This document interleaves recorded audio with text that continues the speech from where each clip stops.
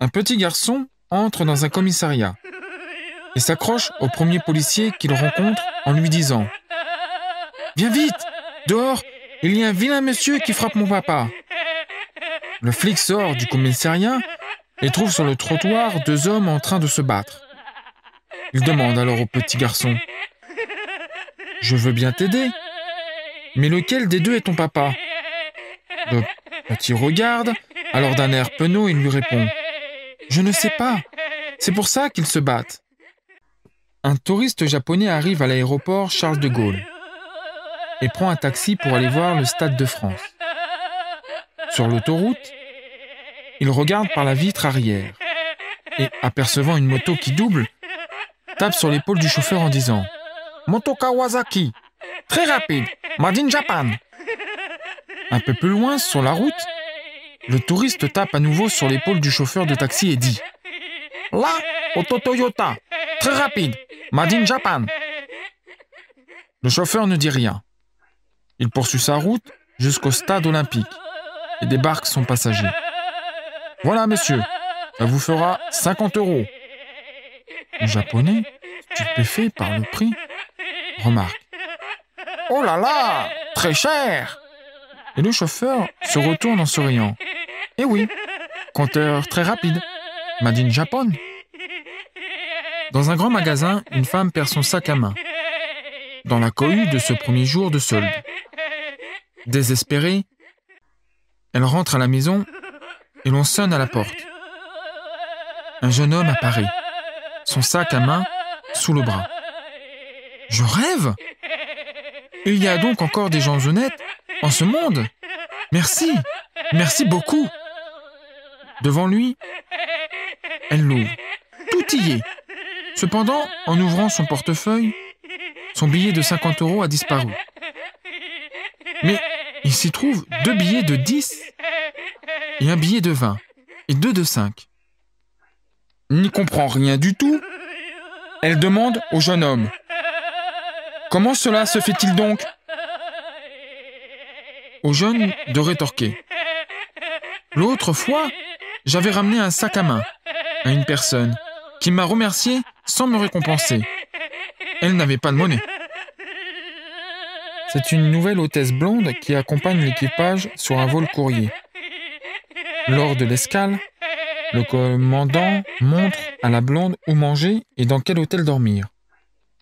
Le lendemain, l'équipage doit repartir. Tout le monde est à l'aéroport, sauf la nouvelle hôtesse. Le commandant, qui s'inquiète, appelle à l'hôtel et demande à lui parler. Elle décroche le téléphone et, en sanglotant, explique qu'il lui est impossible de sortir de sa chambre. « Et pourquoi ça ?» demande le commandant. « Eh bien, c'est parce qu'il y a seulement 3 portes ici. L'une est la porte de la salle de bain, la seconde, celle des toilettes, et sur la 3e, il y a une pancarte, ne pas déranger. Une blonde rentre le soir de la maternelle chez sa mère. Aujourd'hui, on a appris à compter, et les autres filles, elles arrivent seulement jusqu'à 3. Mais moi, regarde maman. 1, 2, 3, 4, 5, 6, 7, 8, 9, 10. C'est bien. Hein, maman? C'est parce que je suis blonde, tu crois? Mais oui, ma fille. Mais oui. Le lendemain, maman, aujourd'hui, on a appris l'alphabet. Les autres filles, elles arrivent à la lettre E. Et moi, bien. A, B, C, D, E, F, G, H. C'est bien, maman, hein? C'est parce que je suis blonde? Mais bien sûr. Le surlendemain, la blondinette rentre de la piscine. Maman, maman, les filles de la classe, elles ont toutes une toute petite poitrine. Et moi, bien, tu sais comment je suis faite. Elle exhibe son superbe 38C. C'est parce que je suis blonde, maman, hein? Ah non, ça, c'est parce que tu as 18 ans. Un homme est tranquillement assis et regarde la télévision. Tout à coup, sa femme arrive par derrière et lui donne un coup sur la tête avec une casserole. « Pourquoi est-ce que tu me frappes ?» demande-t-il. « En lavant tes pantalons tout à l'heure, j'ai trouvé un bout de papier avec écrit dessus « Marie ». « Oh ! C'est parce que la semaine dernière, je suis allé aux courses des chevaux. Et le cheval sur lequel j'ai gagné s'appelait Marie. Je voulais me souvenir du nom. » La femme semble satisfaite et s'excuse. 3 jours plus tard, l'homme regarde la télévision et sa femme le frappe encore sur la tête par derrière à l'aide d'une casserole. « Mais qu'est-ce qui te prend ? Ton cheval a téléphoné. » Une jeune fille revient tristement d'un souper en amoureux avec son petit ami. Elle va chez sa mère pour lui parler de ses malheurs. « Tu as l'air bien triste, » demande sa mère. « Que se passe-t-il ? » « Pierre m'a demandé en mariage, il y a à peine 1 heure. »« Mais je croyais que tu l'aimais. C'est merveilleux, non ? Tu ne comprends pas. Maman, il est athée. Je ne vois pas où est le problème. Ça ne t'empêche pas d'avoir tes propres croyances. Mais c'est absurde. Il ne croit même pas que le ciel et l'enfer existent. » La mère regarde sa fille avec un sourire en coin. « Ne t'en fais pas. Pour le ciel, il verra lorsqu'il sera mort.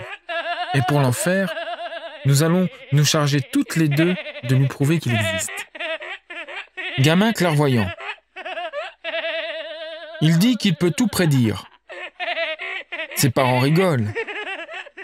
Mais le gamin dit que la chatte va tomber du toit. Effectivement, elle se casse une patte. Ensuite, le gamin annonce que le billet gagnant à la loterie sera le numéro 744 225 342. Effectivement, ce numéro sort.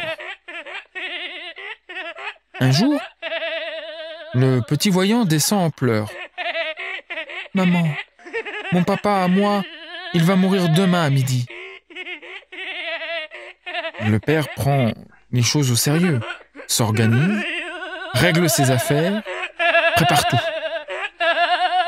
Il ne mange pas et attend. Il demande de ne pas allumer les cierges tout de suite.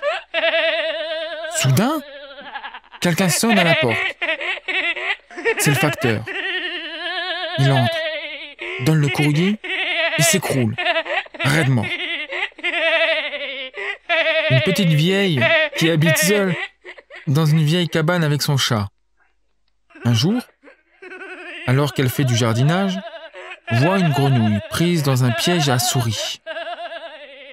Elle, qui d'habitude déteste les animaux, à part son chat, la prend, la soigne et lui donne quelque chose à boire et à manger. C'est alors que la grenouille se transforme en fée et lui offre de réaliser 3 de ses souhaits. La petite vieille réfléchit et dit « J'aimerais que ma cabane soit un château. Comme deuxième vœu, j'aimerais retrouver la jeunesse et la fraîcheur de mes 20 ans. Et pour finir, j'aimerais que mon chat se transforme en prince charmant. » Sitôt dit, sitôt fait. C'est alors que le chat, se transformant en prince, prend la parole et lui dit « C'est maintenant que tu vas regretter de m'avoir fait castrer. » Cela se passe à un examen pour devenir policier. L'examinateur demande au candidat « Quel personnage a perdu la bataille à Waterloo ?» Pas de réponse. « Je suis certain que vous savez la réponse. Son nom commence par la lettre N. » Pas de réponse. Ensuite, il y a la lettre A. Navarro ? Mais non ! Puis il y a un P. Napoléon? Oui, c'est bien cela. Vous avez droit à votre képi. Quel était le nom du grand dictateur allemand en 1940? Pas de réponse. Allons, réfléchissez. Son nom commençait par I. Il avait aussi une moustache comme ça. Et il met 2 doigts sous ses narines. Hitler? Bravo! Vous avez le droit à votre ceinturon.